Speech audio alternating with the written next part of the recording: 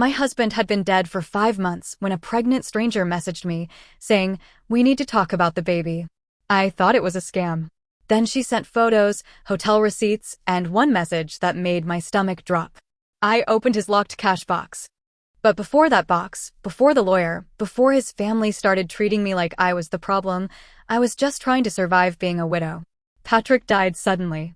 1 minute, he was driving home. The next, I was getting a hospital call that made no sense.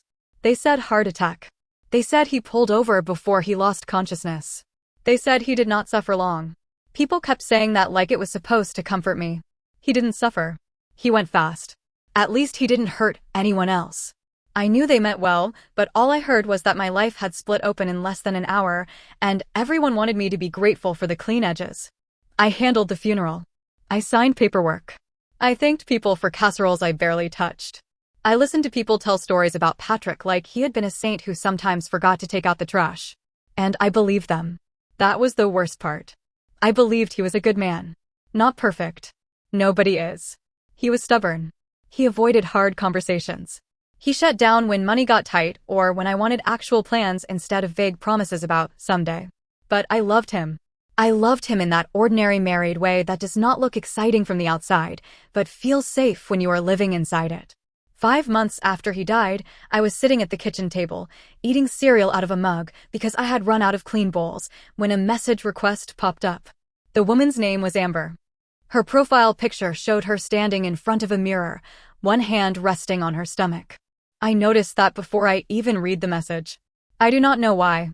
Maybe some part of me already knew something was wrong. Her message said, "I'm sorry to do this, but we need to talk about the baby."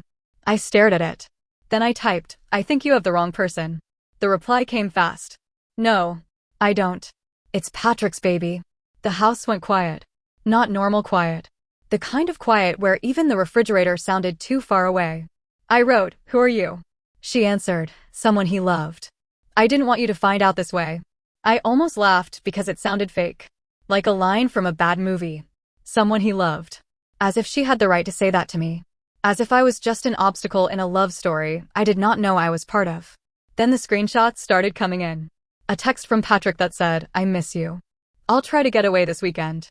Another one where she wrote, "Did you tell your wife yet?" His response was, "I'm trying to find the right time." The right time. I read that over and over until the words stopped looking real. The right time for what? To tell me he had another woman? To tell me she was pregnant? To tell me every quiet dinner, every bill we paid, every stupid joke we shared before bed had another shadow behind it? Then she sent a hotel receipt. Then a photo of him sitting in a booth across from someone, smiling in a way I had not seen from him in months. Then she sent a picture of him asleep in a bed I had never seen before. That was when I stood up too fast and threw up in the sink. I did not cry right away. I think my brain was trying to protect me from feeling everything at once. I rinsed my mouth. I wiped the counter. I put the mug in the sink like any of that mattered. Amber kept typing. She said she was almost 7 months pregnant. 7 months. Patrick had been dead 5 months. So she had been pregnant while he was still alive. While I was still sharing a bed with him. While I was folding his clothes and packing his lunch. While I was telling myself we were just tired, not distant. While I was asking him if he ever thought we had waited too long to have kids. He had said, "Maybe next year." Next year.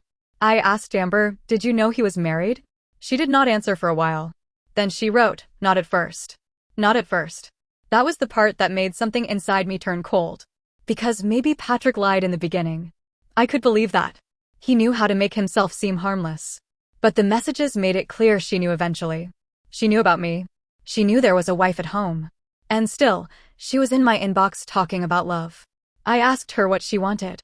Her answer came wrapped in soft words, but it was money. She said since the baby was Patrick's, the baby deserved part of what he left behind. She said she was struggling. She said she did not want drama, but she needed to protect her child. She said Patrick would have wanted her taken care of. I stared at that last sentence for a long time. Patrick would have wanted her taken care of. Apparently Patrick wanted a lot of things. He wanted a wife at home and a girlfriend hidden somewhere else. He wanted me to grieve him like a loyal widow while she carried his child. He wanted everyone to remember him kindly while I learned the truth from a stranger's message request. I wrote back, "I will not discuss money without a lawyer and a DNA test after the baby is born." That was when her tone changed. She replied, "So you're going to punish an innocent baby because he loved someone else?" My hands started shaking. I typed no. I'm protecting myself from someone who slept with my husband and asked me for money before I even finished grieving him. She blocked me. For 2 days, there was silence. I hoped, stupidly, that maybe she would go away until there was an actual legal reason to speak. But on the 3rd day, she unblocked me and sent another message. "My rent is due. I'm pregnant and stressed. He would hate seeing me like this." I almost answered. I wanted to tell her I was stressed too. I wanted to tell her I was sleeping 3 hours a night and still using the shampoo Patrick left in the shower because throwing it away felt too final. I wanted to tell her grief was already eating me alive before she came along and poured gasoline on it. Instead, I called Laura. She picked up on the 2nd ring. I said, "I need you to tell me not to answer this woman." Laura was quiet for 1 second. Then she said, "Do not answer her." I sent her screenshots. Not all of them. I could not bring myself to send the sleeping photo. That one felt too humiliating, like sharing it would make it more real. Laura called me back immediately. Her voice was softer when she said, "Wendy, you need a lawyer." I said, "I don't even know if the baby is his." "Then don't act like it is until someone proves it," she said. "And don't send anything angry. Let someone else be calm for you." That was probably the best advice anyone gave me. The next morning, I found Catherine. She listened while I explained everything in a voice that kept cracking at the worst moments. I expected shock or pity. But Catherine just took notes, asked careful questions, and told me what not to do. "Do not give her money directly," she said. "Do not give her baby items. Do not write anything that could sound like you accept the child as Patrick's before there is proof. Do not argue with her about morality. Everything goes through me." I said, "That makes me sound heartless." "No," Catherine said. "It makes you protected." Protected. I had not felt protected in months. So I stopped responding to Amber. And because I stopped responding, she went around me. Patrick's mother, Judith, called first. I had barely answered when she started crying. "Wendy," she said, "why didn't you tell me?" My stomach dropped. "Tell you what?" "About the baby." I closed my eyes. Amber had found her. I said, "Because I don't know if there is a baby that belongs to Patrick. I know there is a woman claiming there is." Judith made this wounded sound, like I had slapped her. "She's very pregnant," she said. I didn't say she wasn't pregnant. That baby could be all we have left of him. I sat there with the phone pressed to my ear, trying to breathe through the sentence. All we have left of him. I wanted to say, I was his wife. I wanted to say, I was the one who picked out his casket while you fell apart in the funeral home. Instead, I said, I'm not refusing the baby. I'm refusing to hand money to someone without proof. Judith said, this isn't just about money. But it had started with money. Maybe not for Judith. Maybe she was clinging to the idea of a grandchild because losing Patrick had left a hole she did not know how to fill. I understood that, even when it hurt me. But Amber had contacted me for money first. Not closure. Not truth. Money. Then Denise called. Patrick's sister had always been direct, but grief made her sharper. She said, I think you're being cruel. I said, that's easy to say when you're not the one being asked to pay your husband's pregnant mistress. The baby didn't ask for this. I know that. Then why are you acting like the baby is guilty? I'm not. I'm asking for a DNA test. Denise sighed like I was exhausting her. You already got the house, Wendy. The house. I looked around the living room. The same living room where Patrick and I had argued about paint colors. The same carpet I had wanted to replace for years. The same couch where I had slept after his funeral because our bed felt impossible. I said I didn't get the house. I live in my house. You know what I mean? No, I said. I don't think you know what you mean. She got quiet, then said, Mom wants to meet Amber. I felt something in me drop. Why? Because if the baby is Patrick's, we need to know her. If, I said. You said if. Denise ignored that. A week later, I found out they were hosting a small dinner for Patrick's birthday at Judith's house. Nobody invited me at first. Then Denise sent a text the day before. We're having dinner tomorrow for Patrick. Mom invited Amber. We didn't want you blindsided. I stared at the message until my screen went dark. We didn't want you blindsided. They invited my dead husband's pregnant mistress to his birthday dinner and told me the day before like that was kindness. I called Denise. She answered with a tired, Wendy, please don't make this a thing. I said, you invited her? Mom needs this. What about what I need? She paused. Then she said, we didn't want drama. Drama. That was me now. Not the affair. Not the secret baby. Not the woman who sent me hotel receipts and asked for rent money. Me, the wife. I hung up before I said something I could not take back. That night, I sat on the bedroom floor and pulled Patrick's old sweater from the laundry basket. It still smelled faintly like him, or maybe I imagined that. I held it until my chest hurt. I did not go to the dinner. The next morning, on Patrick's birthday, I woke up angry in a way that felt different from before. For months, my anger had been tangled with grief and guilt. That morning, it was clear. I could not sit inside that house waiting for someone to send me pictures of Amber at Judith's table. So I went into the garage. I told myself I would clean one shelf. Just one. Then I would come back inside. But one shelf became two. Two became the old storage cabinet Patrick always said he would organize. I found cracked phone chargers, loose screws, tax folders, a fishing reel, a box of receipts, and a sweatshirt from a trip we took years ago when things still felt normal. In the back of the cabinet, behind a plastic bin of extension cords, was a small locked cash box. I knew the box. I had seen it before.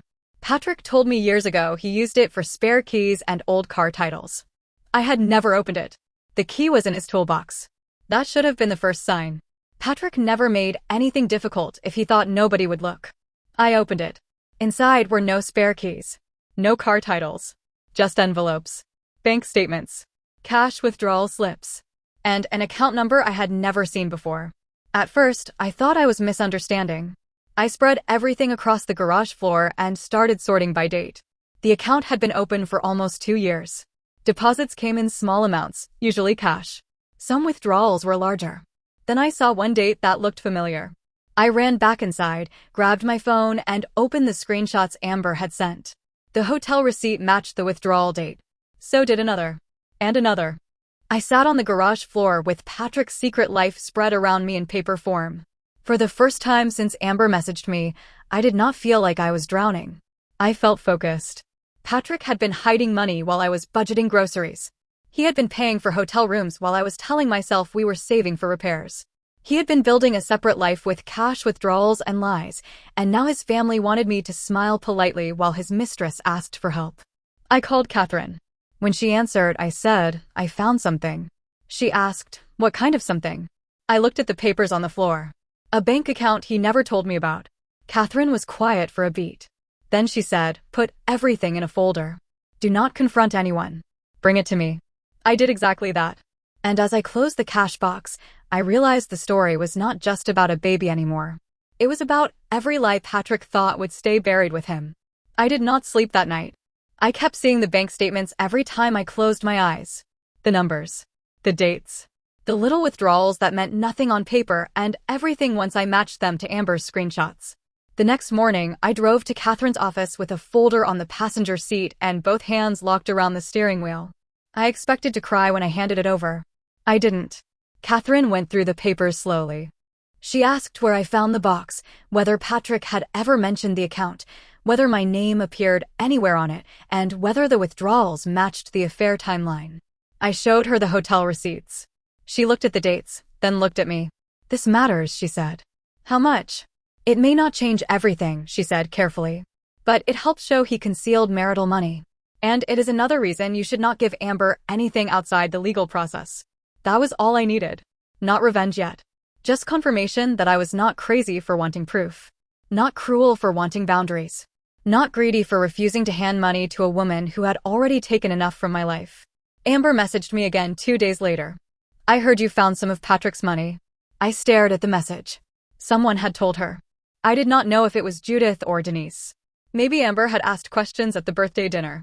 Maybe they had talked about me like I was the obstacle standing between her baby and Patrick's memory. I forwarded the message to Catherine. Catherine replied, do not answer. So I didn't. Amber sent another one. You can ignore me, but you can't ignore his child. Then another. He told me he was going to leave you. That one hit harder than I wanted it to. Because maybe he had said that. Men like Patrick probably said whatever made the room easier to stay in. Maybe he told Amber he was trapped.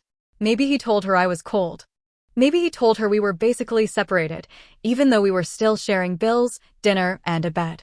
I wanted to ask what else he said. I wanted to hurt myself with every detail. Instead, I deleted the message thread from my screen and left the house. I drove to a grocery store parking lot and sat there with my hands in my lap until Laura called. She didn't ask if I was okay. She had stopped asking that because the answer was obvious. She said, "Where are you?" I said, "Parking lot." "Do you need me to come?" "No." "Do you want me to keep talking?" I looked through the windshield at people pushing carts like the world was normal. "Yes," I said. So she talked. About nothing important. A broken copier. A rude customer. Her neighbor's dog getting loose. I let her voice keep me in the present until the urge to respond to Amber passed. A month later, Amber gave birth. I found out from Judith. Not because she called me kindly. She sent a picture. A baby wrapped in a pale blanket. Under it, she wrote, "He looks just like Patrick." I stared at the baby's face.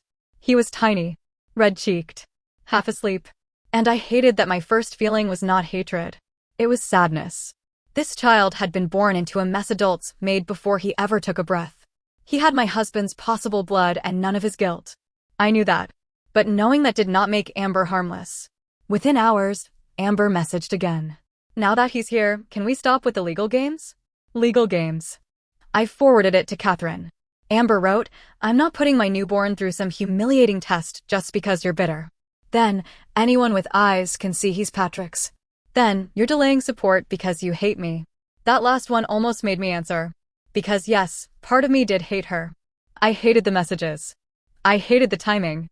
I hated the way she kept using the baby as a shield while reaching for money with the other hand. But hate was not why I wanted a DNA test. I wanted the truth. Not Amber's truth. Not Patrick's secret version. Not Judith's grief. Not Denise's guilt wrapped in judgment. Proof. Catherine handled everything. She sent the formal request. Amber pushed back at first, then gave in when it became clear the court process would not move the way she wanted without paternity being established. Those weeks were ugly. Judith barely spoke to me except through short, stiff texts. Denise posted quotes online about compassion, family, and innocent children. She never used my name, but she did not need to. People knew. I heard from a few relatives in quiet ways. One message came from Gregory, Patrick's cousin. He wrote, "I don't want to get in the middle, but I think you're doing the right thing. People are acting like you're supposed to be less hurt because there's a baby. That's not fair." I cried when I read that. Not because it fixed anything. Because it was the first time someone from Patrick's side admitted I was still a person in the story. 6 weeks after the baby was born, Catherine called. I knew before she said it. There was a softness in her voice that made my stomach tighten. "Wendy," she said, "the test came back." I sat down on the edge of the bed. "It's his," I said. "Yes." For a second, I felt like I had been widowed all over again. Patrick had already died. I had already buried him. But the DNA result buried the last version of him I had been trying to keep. There was no more maybe. The baby was Patrick's. My husband had died leaving behind a child with another woman. Catherine explained what would happen next. The baby had legal rights. The estate had to be handled properly. Amber could make claims on the child's behalf. I should continue not communicating directly. I heard the words. Estate. Claim. Court. Beneficiary. Documentation. All I could think was, he gave her what I thought we were waiting for. That was the cruelest part. Patrick and I had talked about children for years like they were something we would get to when life settled down. There was always a reason to wait. Money. Timing. Repairs. Stress. His schedule. And then Amber appeared carrying the child he never gave me. I know children are not prizes. I know that is an ugly thought. I am ashamed of it, even now. But grief is not polite. The legal fight started soon after. Amber wanted more than what the law required. She wanted access to the hidden account. She wanted part of the life insurance. She wanted immediate payments before anything was settled. She said it was for the baby, and sometimes maybe it was. But the way she spoke made it clear she also believed being Patrick's other woman gave her a place in my life. Catherine shut most of it down. The life insurance had named me. That stayed with me. The house was mine to keep paying for and living in. Nobody had handed it to me like a prize. The hidden account was handled through the proper process, but Catherine made sure the court understood it was money Patrick concealed during our marriage. Some of it went where it legally had to go. Some of it helped cover debts and fees I had been left to clean up. I did not fight the baby receiving what the law said he deserved. That mattered to me. I need that part understood. I was not trying to punish a child for existing. I was not trying to erase him because his existence hurt me. Once the DNA proved the truth, I accepted the legal responsibility attached to Patrick's estate. But I refused to let Amber turn my pain into an open wallet. That is where everyone stayed divided. Judith believed I should have been kinder. Denise believed I should have thought of the baby first. Amber believed I had won because I did not lose everything. But they all kept missing the same thing. I had already lost. I lost Patrick the day he died. Then I lost him again when I learned who he had been while I was loving him. There is no court order for that. No document that gives it back. The final hearing was quieter than I expected. No shouting. No dramatic confession. No moment where Amber broke down and admitted she had done something wrong. Real life does not always give you those scenes. Amber sat across the room with her arms folded, looking tired and angry. Judith sat near her. Denise avoided looking at me. I sat beside Catherine with a folder in my lap and listened while people discussed numbers attached to the worst betrayal of my life. When it was over, the result was simple. The baby's legal portion would be protected. Amber would not get direct control over everything she demanded. I kept the house. I kept the life insurance. The hidden money did not disappear into Amber's hands just because she asked loudly enough. It was not some huge victory. There was no applause. No perfect revenge. But when I walked out of that building, I breathed easier than I had in months. Amber caught me near the hallway. For a second, I thought she might apologize. I do not know why I thought that. Maybe some foolish part of me still wanted one person to admit this had been cruel. Instead, she said, "I hope you're happy." I looked at her. She was holding the baby against her chest. He was sleeping, completely unaware of the adults around him. "You won," she said. I almost answered. I almost said, "Won what? Won a dead husband? Won a house full of memories I could not trust? Won a future I had to rebuild from wreckage I did not create?" But I looked at the baby, and the anger drained out of me just enough to keep quiet. I said, "I hope he has a good life." Amber blinked like she did not expect that. Then I walked away. That was the closest thing to revenge I got. Not destroying her. Not humiliating Patrick's family. Not making everyone suffer the way I had suffered. Just walking away with what was mine. A few weeks later, I packed the last of Patrick's clothes. I had avoided that closet for months. At first, because he was dead. Then, because I was angry. Then, because I did not know what to do with memories that had been both real and false. I put most of it in bags. Work shirts. Jeans. Old hoodies. Shoes by the door. At the bottom of the closet, I found a sweater I used to steal from him on cold mornings.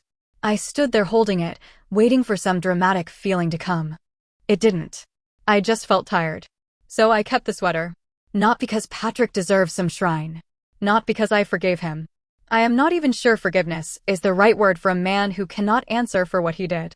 I kept it because I loved the person I thought he was, and I am tired of pretending that love becomes fake just because the truth is ugly. Judith sees the baby now. She barely speaks to me. Denise still posts things online, though less often. Maybe people stopped giving her the reaction she wanted. Gregory checks in sometimes. Nothing heavy. Just a message every few weeks asking how I am doing. I appreciate that more than he probably knows. Amber has not contacted me again since the hallway. I hope she leaves me alone. I hope the baby grows up loved and safe and far away from the bitterness that surrounded his birth. As for me, I am still figuring out what peace looks like after betrayal. Some days I feel strong. Other days I find a receipt in an old drawer and wonder what else I never knew. Healing is not clean. It shows up in small moments, like sleeping through the night, deleting an old voicemail, or making coffee without reaching for a second mug. I still get angry when people call Patrick a good man. Maybe he was good to some people. He was not good to me in the end. And I do not think I owe anyone a softer version of that truth. I refuse to give his pregnant mistress money without proof. I made her go through the legal process. I protected my house, my future, and the little dignity I had left. Some people still think I should have been more generous, because the baby was innocent. Maybe they are right. Maybe grief made me colder than I used to be. But I also know this. Being hurt did not make me responsible for cleaning up every mess Patrick left behind. So was I wrong for making my dead husband's pregnant mistress prove the baby was his before I gave her anything, even though the baby turned out to be his?